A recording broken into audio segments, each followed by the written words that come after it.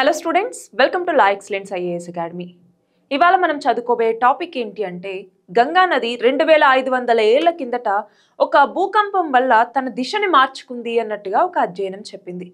మరి ఈ నేపథ్యంలో గంగా నది అన్నటువంటిది అసలు ఎక్కడ పుట్టింది, అసలు ఇది ఎక్కడ తన యొక్క ప్రవాహాన్ని మార్చుకుంది అంటే తన రూట్ని మార్చుకుంది, అలాగే ఎర్త్క్వేక్ వల్ల ఒక నది తన యొక్క రూట్ని మార్చుకుంటుందా, ఇంతకుముందు ఎక్కడైనా ఇలాంటివి జరిగాయా, పోనీ ఇలా నది తన యొక్క ప్రవాహాన్ని మార్చుకోవటం వల్ల జరిగేటటువంటి పరిణామాలు ఏంటి, అలాగే దీని యొక్క ఇంపాక్ట్ అన్నటువంటి తర్వాత ఎలా ఉంటుంది అన్నటువంటిది ఇవాళ మనం తెలుసుకుందాం.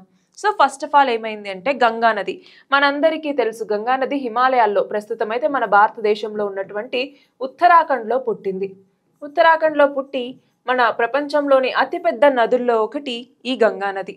ఎన్నో వేల కిలోమీటర్లు ప్రయాణించి బంగ్లాదేశ్ గుండా బంగాళాఖాతంలో కలుస్తుంది, అవునా? మరి ఇక్కడ ఏమవుతుంది అంటే గంగా నది ఇలా ప్రవహిస్తూ బంగాళాఖాతంలో బ్రహ్మపుత్ర నదితో కలిసి, ఇటేమో బ్రహ్మపుత్ర నదితో కలిసి గంగా నది అన్నటువంటిది ఇక్కడ బే ఆఫ్ బెంగాల్లో కలుస్తుంది, బే ఆఫ్ బెంగాల్. అయితే ఇక్కడ ఏమవుతోంది అంటే ఇంతకు ముందు ఇటువైపు ఒక ఎర్త్క్వేక్ అన్నటువంటిది వచ్చింది. ఇండో మయన్మార్ రీజియన్ అన్నటువంటిది ఇక్కడ ఉంటుంది కదా. సో అక్కడ ఒక భయంకరమైనటువంటి ఎర్త్క్వేక్ రావటం వల్ల ఏమైందంటే నది తన దిశని మార్చుకుంది. ఫర్ ఎగ్జాంపుల్ ఇంతకుముందు ఇలా ఉండుంటే ఒరిజినల్గా దాదాపు 100 కిలోమీటర్లు, ఈ గ్యాప్ అన్నటువంటిది 100 కిలోమీటర్లు ఉందన్నమాట. సో 100 కిలోమీటర్లు తన యొక్క దిశని మార్చుకొని ఇప్పుడున్నటువంటి ఒరిజినల్ ప్లేస్లోకి వచ్చింది. సో అలా రావటానికి గల రీజన్ ఏంటి? నిజంగానే ఎర్త్క్వేక్ వల్ల ఇంత దూరం ఒక నది ట్రావెల్ చేయగలుగుతుందా అంటే చేయగలుగుతుంది. ఎర్త్క్వేక్ అంటే భూకంపం ఆ స్థాయిలో సంభవిస్తే ఖచ్చితంగా ఇలాంటి మార్పులు అన్నటువంటివి సంభవిస్తాయి. సో క్రిస్ప్గా ఒకసారి మనం ఎర్త్క్వేక్స్ గురించి తెలుసుకుందాం. ఎర్త్క్వేక్ సింపుల్గా చెప్పాలంటే భూకంపము అంటాం. అంటే భూమిలో సడన్గా ఎనర్జీ రిలీజ్ అవ్వటం వల్ల, సడన్ రిలీజ్ ఆఫ్ ఎనర్జీ వల్ల వచ్చేటటువంటి మూమెంట్నే మనం ఎర్త్క్వేక్ అనేసి పిలుస్తూ ఉంటాము. మరి నార్మల్గా ఎర్త్క్వేక్కి సంబంధించి ఎలా కొలుస్తాము అంటే ఎర్త్క్వేక్ని ఎలా మెజర్ చేస్తాము అన్నప్పుడు ముఖ్యంగా మనకి 2 స్కేల్స్ ఉన్నాయన్నమాట. అందులో ఒకటి వచ్చేసరికి మెర్కాలీ స్కేల్ అన్నటువంటిది, మెర్కాలీ. రెండవది వచ్చేసరికి రిక్టర్ స్కేల్ అనేసి, చాలామంది రిక్టర్ స్కేల్ పేరు వినే ఉంటారు, అవునా? అయితే ఇవి దేన్ని మెజర్ చేస్తాయి అంటే ఒక ఎర్త్క్వేక్ యొక్క ఇంటెన్సిటీని మెజర్ చేసేది వచ్చేసరికి ఇంటెన్సిటీని మెజర్ చేసేదేమో మెర్కాలీ స్కేల్, ఇంటెన్సిటీ లేదా తీవ్రతని. అదే రిక్టర్ స్కేల్ వచ్చేసరికి మ్యాగ్నిట్యూడ్ని మెజర్ చేసేటటువంటిదేమో రిక్టర్ స్కేల్. సింపుల్గా గుర్తుపెట్టుకోవచ్చు, మెర్కాలీ స్కేల్ ఏమో ఇంటెన్సిటీ, ఎంఎం అన్నటువంటిది కాదు ఇక్కడ. రిక్టర్ స్కేల్ వచ్చేసరికి మ్యాగ్నిట్యూడ్, మెర్కాలీ స్కేల్ వచ్చేసరికి ఇంటెన్సిటీని ఇక్కడ కొలవటానికి మనం ప్రయత్నిస్తాం. మరి ఇక్కడ నార్మల్గా ఒక ఎర్త్క్వేక్ రిలీజ్ అయినప్పుడు వేవ్స్ అన్నటువంటివి వస్తాయన్నమాట. అవి ఆ వేవ్స్ ఎంత తీవ్రతరంగా ఉన్నాయి అంటే అంత తీవ్రంగా భూకంపం అన్నటువంటిది సంభవించింది అన్నట్టుగా. ఫర్ ఎగ్జాంపుల్ వేవ్స్లోకి వచ్చేసరికి మనకి 2 రకాలు ఉంటాయి. ఒకటి వచ్చేసరికి బాడీ వేవ్స్ అనేసి, రెండవది వచ్చేసరికి సర్ఫేస్ వేవ్స్ అనేసి. బాడీ వేవ్స్ అంటే ఏంటి? మన యొక్క భూమిలో ఈ భూకంపం అన్నటువంటిది వస్తుంది కదా, ఆ కంపనాలని మనం బాడీ వేవ్స్ అంటాము. అదే భూమి పైన వచ్చేటటువంటి ప్రకంపనాలనే సర్ఫేస్ వేవ్స్ అంటాం. అందులోనూ బాడీ వేవ్స్లో మళ్ళీ 2 రకాలు. ఏంటవి? పీ వేవ్స్ అనేసి అలాగే ఎస్ వేవ్స్ అనేసి. పీ వేవ్స్ అంటే ఏంటి? ప్రైమరీ వేవ్స్ అంటాం. అంటే మొదటగా వచ్చేటటువంటి తరంగాల్ని ప్రైమరీ వేవ్స్ అంటాము. రెండవది వచ్చేసరికి సెకండరీ వేవ్స్, అంటే దాని తర్వాత వచ్చేటటువంటి తరంగాలు. సో ఇవి భూమిలో నుంచి వచ్చిన తర్వాత సర్ఫేస్కి వచ్చేసరికి మళ్ళీ 2 రకాలు ఉంటాయి. ఏంటి సర్ఫేస్కి వచ్చేసరికి? ఒకటి వచ్చేసరికి లవ్ వేవ్స్ అంటాము, లవ్ వేవ్స్ అనేసి. రెండవది వచ్చేసరికి ర్యాలిక్ వేవ్స్ అనేసి 2 రకాలు ఉంటాయి, ర్యాలిక్ వేవ్స్ అనేసి. మరి వీటిలోకి వచ్చేసరికి అత్యంత భయంకరమైనటువంటి వేవ్స్ ఏంటి అంటే లవ్ వేవ్స్ అన్నటువంటివి. అలాగే మనకి జాగ్రఫీ పరంగా ఈ వేవ్స్ ఏవైతే ఉన్నాయో వీటి గురించి క్వశ్చన్స్ అడగచ్చండి. అందులో ఎస్పెషల్గా ఈ ఎస్ వేవ్స్, పీ వేవ్స్ వీటి గురించి. సో ఇక్కడ ఒకటి గమనించాలి, పీ వేవ్స్ అంటున్నాం, ప్రైమరీ వేవ్స్ అనేసి. అలాగే ఎస్ వేవ్స్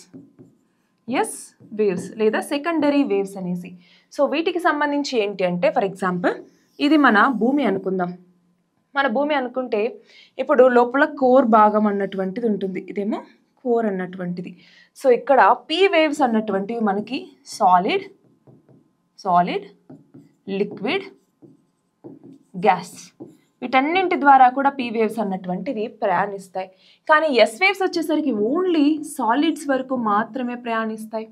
సో దానివల్ల ఏమవుతుంది అంటే మనకి షాడో జోన్ అన్నటువంటిది ఏర్పడుతుంది అనమాట. Shadow zone. ఎందుకు ఈ షాడో జోన్ అన్నటువంటిది ఏర్పడుతుంది? మనందరికీ తెలుసు, ఈ పైన మనకి ఏదైతే అర్త్కి సంబంధించి మ్యాంటిల్ ఇవి ఉంటాయో, క్రస్ట్ ఇవి ఉంటాయో, ఇవి లిక్విడ్ అలాగే సాలిడ్ ఉంటాయి. సో మనకి ఎర్త్కి సంబంధించి ఏమవుతుంది అంటే ఏదైతే క్రస్ట్ అన్నటువంటిది ఉంటుందో పైన, ఆ క్రస్ట్ కావచ్చు అలాగే మ్యాంటిల్ కావచ్చు, అవి రెండు ఆల్మోస్ట్ సాలిడ్ ఉంటాయి. ఓన్లీ మనకి ఎస్తనోస్ఫియర్లో మాత్రమే లిక్విడ్ ఉంటుంది, అంటే మనకి ఏవైతే ఈ వాల్కనోస్ ఇవి వస్తాయో అవి. కానీ కోర్ వచ్చేసరికి లిక్విడ్, మనందరికీ తెలుసు కదా, ఆ కోర్లో inner core, outer core.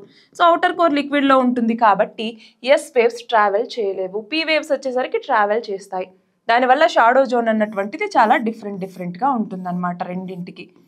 So ఇక్కడ వచ్చేసరికి ఈ పీ వేవ్స్కి వచ్చేసరికి చాలా తక్కువ షాడో జోన్ ఉంటుంది, ఎస్ వేవ్స్కి వచ్చేసరికి ఎక్కువ షాడో జోన్ ఉంటుంది. రీజన్ ఏంటి అంటే ఇది. అయితే ఇప్పుడు ఏమవుతుంది అంటే మనకి భూమిలో ఫర్ ఎగ్జాంపుల్ ఇక్కడ ఒక ఫాల్ట్ అన్నటువంటిది ఉంది అనుకోండి. ఫాల్ట్ అంటే ఏంటి? ఏదైనా మనకి రాళ్ళ మధ్య ఏదైనా చీలికి వచ్చిందంటే దాన్ని ఫాల్ట్ అంటాం. సో సడన్గా భూమి అన్నటువంటిది కంపిస్తే ఏమవుతుంది? ఆ రాళ్ళు అన్నటువంటివి అటు ఇటు మూవ్ అవుతాయి కదా, ఏవైతే ఎనర్జీ రిలీజ్ అవ్వటం వల్ల, దానివల్ల డిస్ప్లేస్మెంట్ అన్నటువంటిది జరుగుతుంది. సో ఇది కనుక ఎక్కువగా ఉంది అనుకోండి, దానివల్ల ఈ పైన మొత్తం డిస్ప్లేస్మెంట్ అవుతుంది. సో దాంతో ఖచ్చితంగా గంగానది ఇంత ఉన్నటువంటిది ఇంతకి మారిందా, 100 కిలోమీటర్స్ డిఫరెన్స్తో మారుతుందా అంటే ఖచ్చితంగా మారుతుంది. ఎందుకు అంటే దాని గ్యాప్ అంతగా ఉంది అంటే. మనం గమనించాలి ఇంకొకటి, ఈ ఇండస్ వ్యాలీ సివిలైజేషన్కి వచ్చేటప్పటికి కూడా మనకి మొహంజదారోలో ఫ్లడ్స్ రావటానికి వీటికి one of the reason earthquakes అనేసి చాలామంది వాదిస్తూ ఉంటారు. సో ఆ కాన్సెప్ట్లో కూడా మనము ఈ థియరీని యూజ్ చేస్తాం.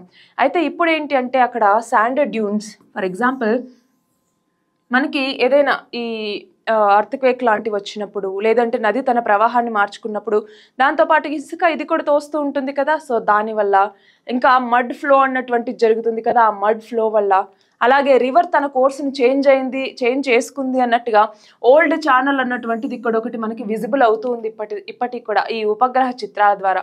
సో వీటన్నింటి వల్ల కూడా నిజంగానే గంగా నది అటు నుంచి ఇటుకి 2500 సంవత్సరాల కిందట తన యొక్క రూట్ని మార్చుకుంది అన్నట్టుగా ఇప్పుడు ఈ అధ్యయనంలో కనుక్కున్నారనమాట.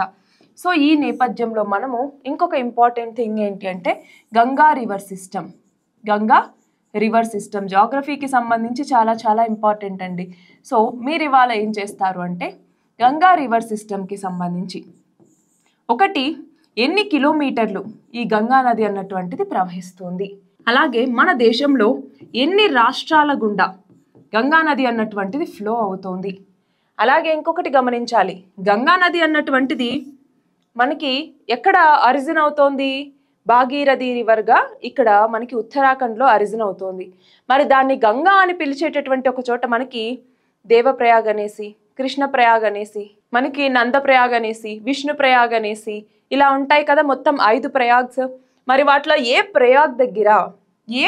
ప్రయాగ్ దగ్గర గంగా అన్నటువంటి పేరు వచ్చింది ఈ నదికి అన్నటువంటిది ఒకటి ఆన్సర్ చేయండి. అలాగే ఇంకా ఒకటి గమనించాలి, ఇప్పుడు గంగా రివర్ అన్నటువంటిది బ్రహ్మపుత్ర నదిలో కలిసి బంగాళాఖాతంలోకి ప్రవహిస్తుంది, అవునా? మరి ఈ మధ్యలోకి వచ్చేసరికి గంగా ఎకలాజికల్ సిస్టంలో చాలా చేంజెస్ అనేవి వస్తున్నాయి. మరి దానికి సంబంధించి గంగా నదిని రిజువనేట్ చేయాలి, మళ్ళీ ఏదైతే ఇప్పుడు పొల్యూషన్ బారిన పడి మొత్తం నాశనం అయిపోతుందో దాన్ని మళ్ళీ రిజువనేట్ చేయాలన్నటువంటి నేపథ్యంలో గంగా రివర్కి సంబంధించి చాలా ఇనిషియేటివ్స్ తీసుకోవటం జరిగింది. ఏమేమి ఇనిషియేటివ్స్ తీసుకున్నారు గంగా నదిని కాపాడటం కోసం? సో వీటన్నింటికి కూడా మీరు నీట్గా నోట్స్ రాసేసి, ఇంకొకటి గంగా నది యొక్క ట్రిబ్యూటరీస్ ఏంటి, గంగా నది యొక్క ట్రిబ్యూటరీస్, ఆ ట్రిబ్యూటరీస్లో కూడా రైట్ బ్యాంక్ ట్రిబ్యూటరీస్ ఏంటి, లెఫ్ట్ బ్యాంక్ ట్రిబ్యూటరీస్ ఏంటి. సో నీట్గా గంగా నదికి సంబంధించి ఇలా ఒక మ్యాప్ అన్నటువంటిది వేసుకొని ఇందులో left bank tributary, right bank tributary, so ఇలాగా రాసేసుకొని ఎన్ని కిలోమీటర్స్ ప్రవహిస్తుంది, ఏ ఏ స్టేట్స్లో ఉంది, ఏ ప్రయాగ్ దగ్గర గంగానదికి గంగా అన్నటువంటి పేరు వస్తుంది, అలాగే ఎక్కడ కలుస్తుంది, అంతేకాదు ఏమేమి ఇనిషియేటివ్స్ తీసుకున్నారు, ట్రిబ్యూటరీస్ రైట్ బ్యాంక్ ఏంటి, లెఫ్ట్ బ్యాంక్ ఏంటి, అందులో ఇంపార్టెంట్ ట్రిబ్యూటరీస్ ఏంటి, అలాగే ఇందాక నేను చెప్పినట్టుగా ప్రయాగ్స్, ఈ ప్రయాగ్లో కూడా 5 రకాలు ఉన్నాయి కదా, దేవ ప్రయాగ్ అనేసి, విష్ణు ప్రయాగ్ అనేసి, రుద్ర ప్రయాగ్ అనేసి, నంద ప్రయాగ్ అనేసి. సో అవి ఎక్కడ ఏంటి, ఈ లొకేషన్స్ అన్నీ పెట్టేసుకొని నీట్గా నోట్స్ చేసుకోవాలి. ఇది మాత్రమే కాకుండా టెక్టానిక్ ప్లేట్స్ అంటే ఏంటి అంటే, ప్లేట్ మూమెంట్ అన్నటువంటిది ఉంటుంది కదా, సింపుల్గా చెప్పాలంటే ప్లేట్ టెక్టానిక్స్. ప్లేట్ టెక్టానిక్స్ అన్నటువంటిది కూడా మనం జాగ్రఫీలో ఒక పార్ట్గా చదువుకుంటాము. ఇందులో ఏంటంటే ప్లేట్స్ యొక్క మూమెంట్స్లో భాగంగా మనకి 3 టైప్స్ ఆఫ్ ప్లేట్స్ ఉంటాయి. అవి ఏంటి, ఒకటి వచ్చేసరికి డైవర్జెంట్ ప్లేట్ బౌండరీస్ అంటాం. అంటే ఏంటి, 2 ప్లేట్స్ ఇలా మూవ్ అవుతూ ఉంటే దీన్ని ఏమంటాము, డైవర్జెంట్ ప్లేట్ బౌండరీస్ అనేసి. అలాగే రెండవ రకం వచ్చేసరికి కన్వర్జెంట్ ప్లేట్ బౌండరీస్ అంటాం. అంటే 2 ప్లేట్ బౌండరీస్ దగ్గరగా మూవ్ అవుతూ ఉన్నప్పుడు వాటిని కన్వర్జెంట్ ప్లేట్ బౌండరీస్ అంటాము. మూడవది వచ్చేసరికి ట్రాన్స్ఫర్స్ అంటాం. అంటే ఫర్ ఎగ్జాంపుల్ ఒక ప్లేట్ అన్నటువంటిది ఇలా మూవ్ అవుతుందంటే ఇంకొక ప్లేట్ ఇలా మూవ్ అవుతుంది, దాన్ని ట్రాన్స్ఫార్మ్ బౌండరీస్ అనేసి పిలుస్తూ ఉంటాము. సో వీటి వల్ల ఏ ఏ స్ట్రక్చర్స్ ఏర్పడతాయి. ఫర్ ఎగ్జాంపుల్ ఒక క్వశ్చన్ అడుగుతాను, ట్రెంచ్, సముద్రంలో ట్రెంచ్ అన్నటువంటిది వీటిలో ఏ ప్లేట్ టెక్టానిక్స్ అంటే ఏ ప్లేట్ బౌండరీ, కన్వర్జెంటా, డైవర్జెంటా, లేకపోతే ట్రాన్స్ఫార్మ్ ప్లేట్ బౌండరీ వల్ల ట్రెంచెస్ అన్నటువంటివి ఏర్పడతాయి అన్నటువంటిది మీరు కమెంట్ సెక్షన్లో ఆన్సర్ చేయండి. అలాగే ప్లేట్ టెక్టానిక్స్ అన్నటువంటివి అర్త్క్వేక్కి ఎలా రీజన్ అవుతాయి అన్నటువంటి దాని మీద కూడా ఒక నోట్స్ రాయడానికి ట్రై చేయండి. సో ఇది ఇవాల్టి మన article. All the very best and thank you very much.